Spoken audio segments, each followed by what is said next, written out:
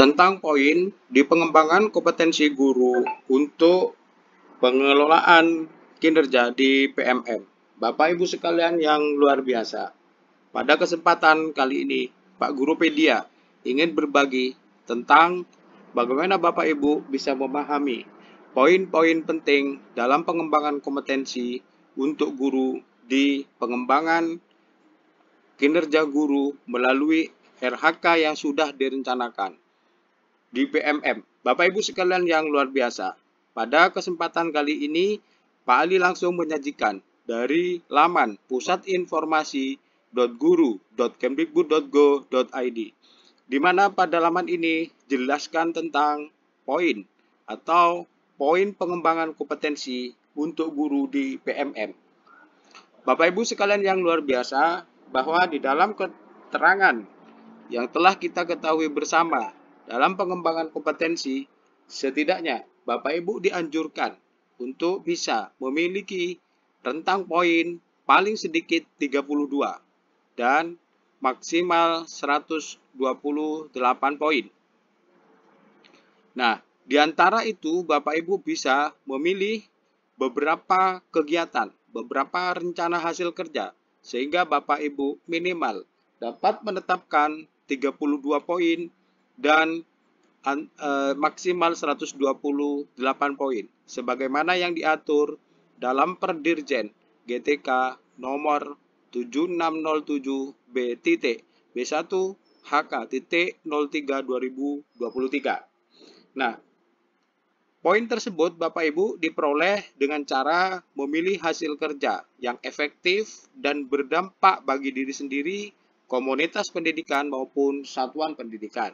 Jadi dalam memilih rencana hasil kerja, tidak semata-mata Bapak Ibu memandang poin itu besar atau kecil, tetapi yang perlu diperhatikan yang terbaik adalah manfaatnya dan efektivitas bagi diri sendiri, komunitas pendidikan, maupun sekolah. Di bawah ini terdapat panduan Bapak Ibu langsung dari Pusat Informasi.guru.kemdikbud.go.id. Yang pertama, poin dihitung dengan memilih rencana hasil kerja sesuai dengan minat dan pengembangan diri Bapak Ibu guru semuanya. Nah, setiap rencana hasil kerja ini memiliki poin yang berbeda-beda atau tidak sama. Jadi pastikan yang pertama-tama Bapak Ibu memiliki atau memilih rencana hasil kerja dari rekomendasi rapor pendidikan yang ada pada laman pengelolaan kinerja, baik metode pembelajaran, manajemen kelas, maupun psikologi. Nah, Bapak Ibu sekalian, di sini terdapat tabel. Jangan salah pengertian terhadap poin yang harus Bapak Ibu peroleh. Misalnya, rencana hasil kerja yang Bapak Ibu rencanakan adalah meningkatnya kompetensi melalui peran sebagai peserta pelatihan mandiri sesuai model kompetensi guru, kepala sekolah, dan atau pengawas sekolah. Nah, di sini terdapat catatan satu pelatihan beserta aksi nyata setara dengan 8 poin. Artinya, ketika Bapak Ibu bukti dukung itu berupa sertifikat topik, maka Bapak Ibu harus mengikuti pelatihan ya dan aksi nyata diselesaikan di PMM. Nah, demikian itu poinnya adalah 8. Pertanyaannya, apakah dalam 6 bulan atau 1 semester bisa melakukan lebih dari sekali? Silahkan. Jika Bapak Ibu memang dalam 1 semester bisa melaksanakan lebih dari sekali. Jika Bapak Ibu memilih kuantitas atau jumlah 2 pelatihan, maka poin yang diperoleh adalah 2 kali 8, yaitu 16. Berikutnya Bapak Ibu, misalnya meningkatnya kompetensi melalui peran sebagai partisipan observasi praktik pembelajaran. Nah, 1 kali observasi sebagai pelaku dan pengamat itu secara bergantian setara 8 poin. Bentuknya ini adalah laporan. Nah, ada yang bertanya, bagaimana laporan itu dibuat? Kemudian diunggah nanti dalam bentuk apa? Sebagaimana bukti dukung yang sudah kita sajikan dalam video sebelumnya, maka laporan itu harus dalam bentuk PDF maksimal ukuran 10 MB. Kemudian Bapak Ibu, ini yang juga cukup salah pengertian kadang-kadang teman, meningkatnya kompetensi melalui peran sebagai penggerak komunitas belajar dengan mengadakan minimal 3 kegiatan praktik baik. Nah, penggerak komunitas, ketua komunitas, sekretaris, dan pengurus komunitas itu berperan untuk mengadakan minimal 3 kegiatan. Nah, kalau sudah 3 kegiatan dibuktikan dengan sertifikat, maka akan mendapatkan poin 36. Kemudian di nomor 4 Bapak Ibu dan seterusnya, ini ada keterangan-keterangan tambahan. Misalnya, satu kegiatan harus berdurasi 2-3 jam. Itu setara 8 poin. Misalnya, satu kegiatan berdurasi 2-3 jam.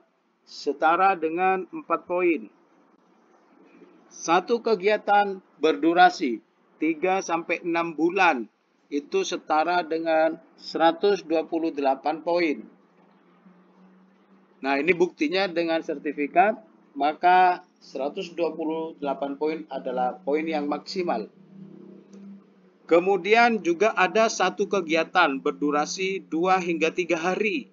Jadi jangan lupa ya, ada durasi jam, ada durasi bulan, ada durasi hari. Itu setara dengan 8 poin. Ada yang bertanya, apakah pengaruh dari jam yang ada pada sertifikat, maksudnya jam pelajaran, maka yang perlu diperhatikan adalah dalam satu kali kegiatan rentang waktu 2-3 hari, 3-6 bulan, dan 2-3 jam. Ini menjadi patokan Bapak Ibu antara memahami poin dengan jam pelajaran. Nah, berikutnya Bapak Ibu, meningkatnya kompetensi melalui peran sebagai praktik baik, peserta praktik magang ya pada dunia kerja atau bidang lain yang relevan. Maka Bapak Ibu harus melaksanakan kegiatan 1 berdurasi 2-4 minggu setara 24 poin. Nah, ini ada beda lagi Bapak Ibu ya. Jadi ini durasinya adalah minggu. Jadi perlu diperhatikan, ada durasi jam, ada durasi hari, ada durasi waktu minggu, dan ada durasi waktu bulan. Semakin lama pelaksanaannya Bapak Ibu, maka poinnya akan semakin bertambah. Sekali lagi, di sini bukan menghitung JP atau jam pelajaran, atau jam pembelajaran, atau jam diklat. Tetapi adalah durasi atau lama waktu dari jam, hari, minggu, dan bulan. Bapak Ibu, bagaimana jika Bapak Ibu mendapatkan penghargaan? Maka satu penghargaan itu setara dengan 12 poin. Ini terdapat bukti piagam ya. Meningkatnya kompetensi melalui peran sebagai peraih pengakuan atau penghargaan terhadap kompetensi daya sebagai wadah atau ajang. Nah, di sini sangat penting Bapak Ibu dipahami, penghargaan itu diperoleh sebagai Bapak Ibu memiliki kompetensi, diakui sebagai juara atau mendapatkan penghargaan. Ini poinnya adalah 12 poin. Bentuknya piagam ya.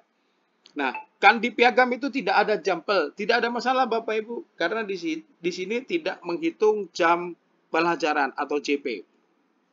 Nah, meningkatnya kompetensi melalui peran sebagai penelaah aksi nyata. Jadi kalau ada aksi nyata, punya teman yang ada di PMM, ditelaah, kemudian dibentuk laporan apa saja yang ditelaah, kemudian ada bentuk foto, screenshot, dan lain sebagainya, analisis, dan sebagainya, maka laporan itu berharga 6 poin. Nah, kemudian selanjutnya 10 cerita praktik baik setara 6 poin. 10 perangkat ajar setara 6 poin. Nah, perangkat ajar ini Bapak Ibu juga menjadi penelaah ya, bukan yang membuat perangkat ajar. Nah, ini bentuknya juga laporan.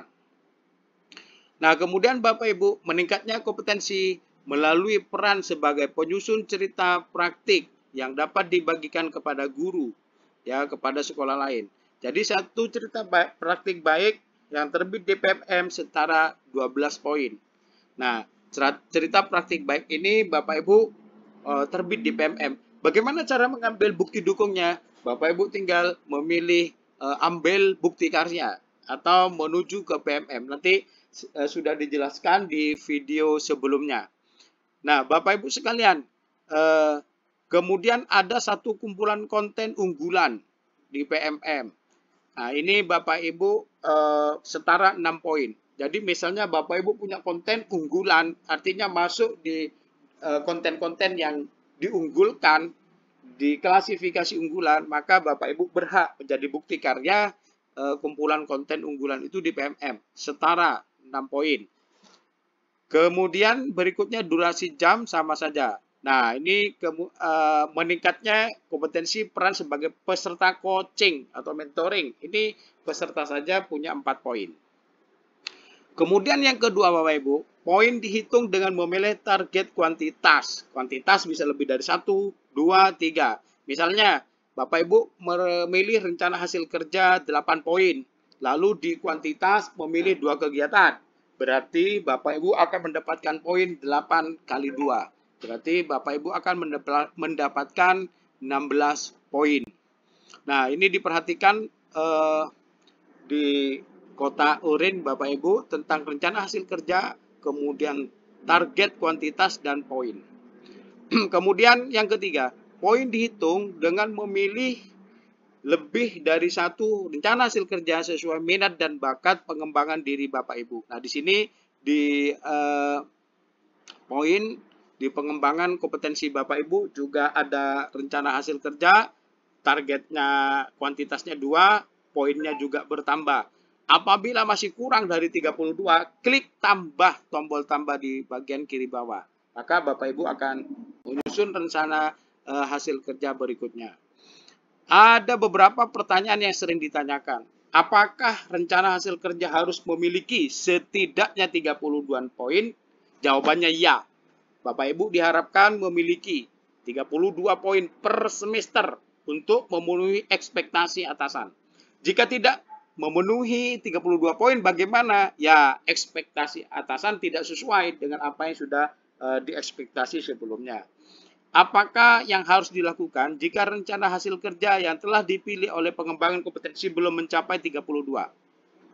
Bapak Ibu bisa berdiskusi dengan atasan kepala sekolah untuk menerima feedback atau umpan balik dalam menyusun rencana hasil kerja jika diperlukan. Nah, Bapak Ibu dapat menambah poin yang diperlukan dengan cara memperbaharui rencana hasil kerja sesuai dengan kebutuhan efektivitas Bapak Ibu. Nah, yang terakhir banyak ditanyakan juga, bagaimana atau apakah penambahan RHK rencana hasil kerja dapat dilakukan hanya pada pengembangan kompetensi di tahapan perencanaan kerja? Iya, proses penambahan rencana hasil kerja hanya bisa dilakukan pada tahap perencanaan saja. Pada tahap ini, guru memiliki kesempatan untuk melakukan pengecekan melalui rangkuman. Kalau perlu ditambah, kita kembali ke depan sebelum diajukan ya, sebelum diajukan kepada kepala sekolah. Apabila Bapak Ibu sudah mengajukan kepada kepala sekolah dan kepala sekolah belum menyetujui, Bapak Ibu bisa berembuk dengan kepala sekolah, mengubah apa yang menjadi rencana hasil kerja, dan kepala sekolah bisa mengedit, menghapus, menambah, dan seterusnya sebelum tanggal 31 Januari 2024. Bapak Ibu yang luar biasa, demikian dari Pak Gurupedia, semoga bermanfaat. Tolong dibantu channel ini semakin berkembang dengan kualitas dengan cara subscribe, like, and share. Semoga apa yang disampaikan menjadi manfaat yang berlebih bagi kita sehingga kita semakin berkembang dengan kualitas profesional untuk anak-anak bangsa, untuk anak-anak didik kita yang semakin luar biasa. Terima kasih Bapak Ibu. Sekali lagi dari Pak Gurupedia, salam hebat, salam bahagia. Assalamualaikum warahmatullahi wabarakatuh.